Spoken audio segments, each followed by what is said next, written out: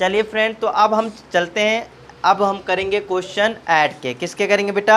Add के। Add का मतलब होता है प्लस, और जो कि हम ऑलरेडी सिखा रखे हैं। इसको सॉल्व करते हैं बेटा। हमेशा ऐड का क्वेश्चन कहाँ से करेंगे बेटा? पीछे से। कहाँ से करेंगे बेटा? पीछे से। चलो, 1 रुपये मेरे पास है और 1 रुपये तुम्हारे पास है, तो मिलाकर कितने रुपये हो जाएंगे? 2। तो यहाँ 2 लिख लो। अब देखो, 6 रुपये मेरे पास है, 2 रुपये आप लोग के पास है, तो मिलाओ कितने रुपये हो गए बेटा? 8। Very good. कितने रुपये हो गए बेटा? 8। ठीक है। 3 रुपये मेरे पास है, 1 रुपये आपके पास है, दोनों आदमी का मिलाकर कितने रुपये हो गए? 4। आप यहाँ पर 4 लिख लीजिए। अब देखिए, फिर ये सेकंड क्वेश्चन बेटा। तो 4 में ना 2 प्लस करना है। 4 में 2 प्लस, मैं बच्चों के जैसे भी बता रहा हूँ। जैसे कि 4 है ना, 4 डंडी खींच लो। 1 2 3 4। नीचे क्या बेटा? 2 डंटी और खींच लो। 1 2। पूरी डंटी को गिन लो बेटा जल्दी से। 6। तो यहाँ पर आप 6 लिख लो। फिर देखो, सेम एज इट इज 6 है ना, तो 6 डंटी। 1 2 3 4 5 6। नीचे कितना है इसके नीचे बेटा? 1 डंटी और खींच लो। अब टोटल डंटी कितने हो गए बेटा? 7। तो यहाँ पर आप 7 लिख लीजिए। यहाँ पर 7 लिख लीजिए। इतना बात समझ में आ गया बेटा? चलिए, अब क्या करना है बेटा? ध्यान से देखिए। 7 और 3 क्या होता है बेटा? 7 और 3 क्या होता है? Very good. अब देखो, 7 रुपये मेरे पास है, 3 रुपये तुम्हारे पास है। वैसे ही कर लो, या हाथ में गिन लो, या डंटी खींच लो। 7 गिन लो, 7 डंटी खींच लो। फिर उसके बाद 3 डंटी और खींच लो। 7 3 डंटी को प्लस कर दो, तो हमारे कितने आएंगे बेटा? 10। पूरा का पूरा लास्ट में लिख देंगे। पूरा का पूरा लास्ट में लिख देंगे। इतना। चलिए, तो यहाँ पर ये वाला क्वेश्चन करते हैं बेटा। थर्ड क्वेश्चन है। तो 4 में 9 प्लस करना है। तो 4 में 9 प्लस करना मतलब ऐसा मान लो, 4 रुपये मेरे पास है, 9 रुपये आप लोग के पास है, तो मिलाकर कितने रुपये हो जाएंगे बेटा? 13। और भैया ने बताया था कि कभी भी 2 डिजिट का नंबर आ जाएगा तो उसमें हमें हासिल देना होता है। क्या देना होता है बेटा? हासिल।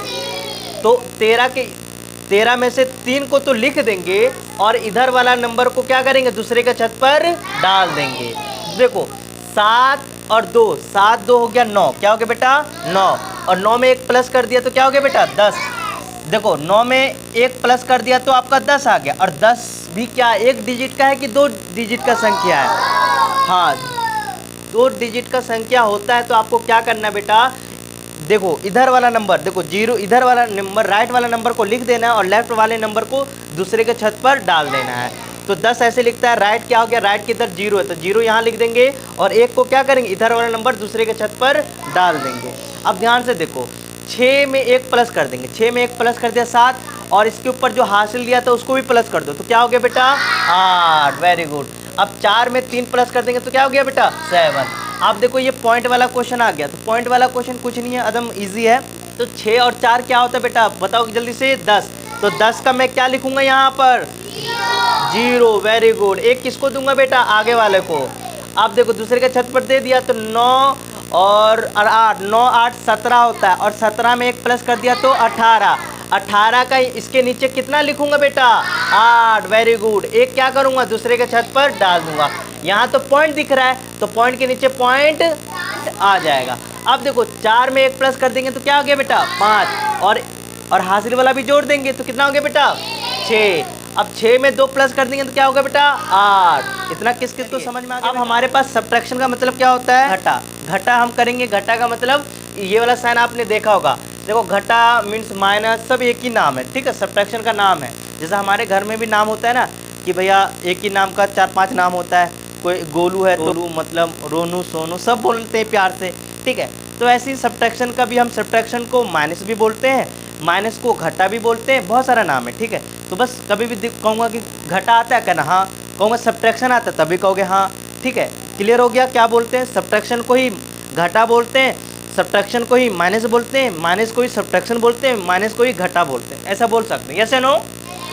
क्या सब्ट्रैक्शन को आगे से सॉल्व करेंगे क्या? नहीं। सब्ट्रैक्शन का मतलब हमें ऊपर वाला में से नीचे वाले नंबर को घटा देना है। तो मान लो 4 रुपये था, 2 रुपये का मैं चिज्जी खा लिया। 4 रुपये था मेरे पास, 2 रुपये मैंने खा लिया, तो बताओ मेरे पास कितने रुपये बचे बेटा? 2 रुपये बचा। कितने रुपये बचा बेटा?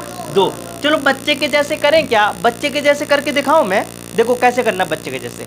देखो, मेरे पास कितने रुपये बेटा था? 4 रुपये। तो 4 डंटी खींच लो। 1 2 3 4। उसमें से कितने रुपये खा लिए? नीचे वाला, नीचे में जो लिखा हुआ मतलब वो खा लिया मैंने, तो मैंने 2 रुपये खा लिया, तो मेरे पास कितने रुपये बचा बेटा? तो 2 मैंने यहाँ पर लिख दिया, 2 यहाँ पर लिख दिया। अब 6 में से 1 गया, 6 में से 1 गया तो क्या बेटा? 5। या बच्चा बन जाओ या ऐसी मतलब सीधा मुंह से बोल लो कि ऐसा मान लो 6 में से कितना खाना बेटा? मुझे 1 खा लिया, तो मेरे पास कितने बच्चे बेटा? 5। तो मैंने 5 लिख दिया। 9 रुपये में से 3 रुपये खा लिया, तो मेरे पास कितने रुपये बचे बेटा? 6 बचा। क्लियर हो गया? यस या नो? अब देखिए 4 रुपये था, 4 रुपये में से 3 रुपये मैंने खा लिया, 4 रुपये था मेरे पास, 3 रुपये खा लिया, तो मेरे पास कितने रुपये बचा? 1।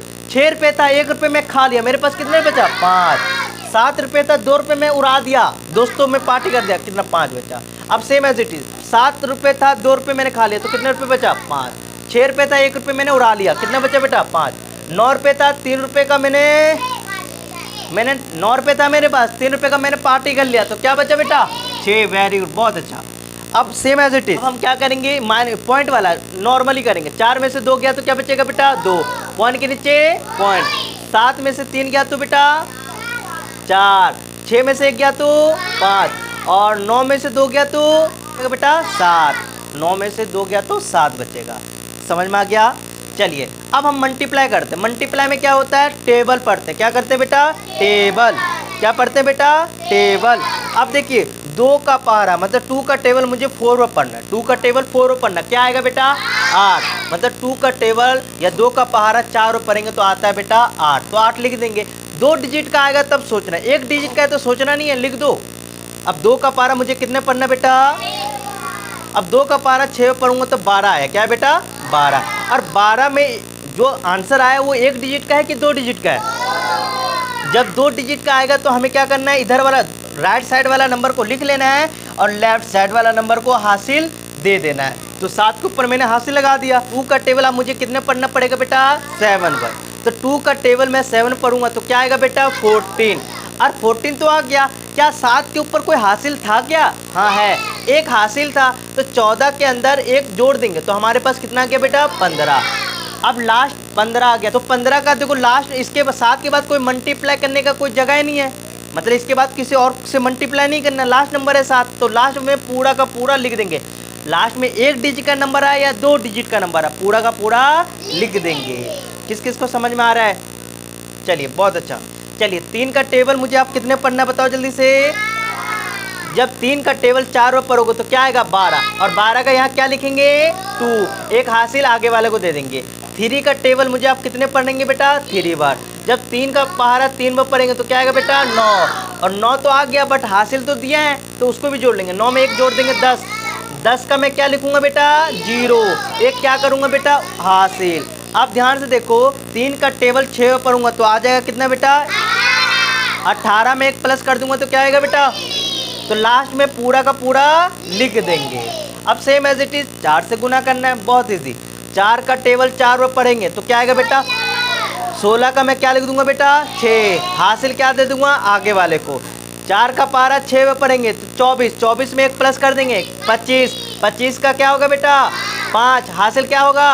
2। अब 4 का पारा 6 में पढ़ूंगा तो 24। और 24 में क्या करना है बेटा? जल्दी से बताओ। 24 में 2 प्लस कर देंगे तो क्या गया? 26। 26 का क्या करेंगे? 6 लिखेंगे। 2 क्या करेंगे? आगे वाले को हासिल दे देंगे। अब 4 का पारा मुझे कितना पढ़ेंगे बेटा? 4 बार। 4 का पारा 4 बार पढ़ेंगे तो क्या आएगा? 4 का पारा 4 बार पढ़ोगे तो 16।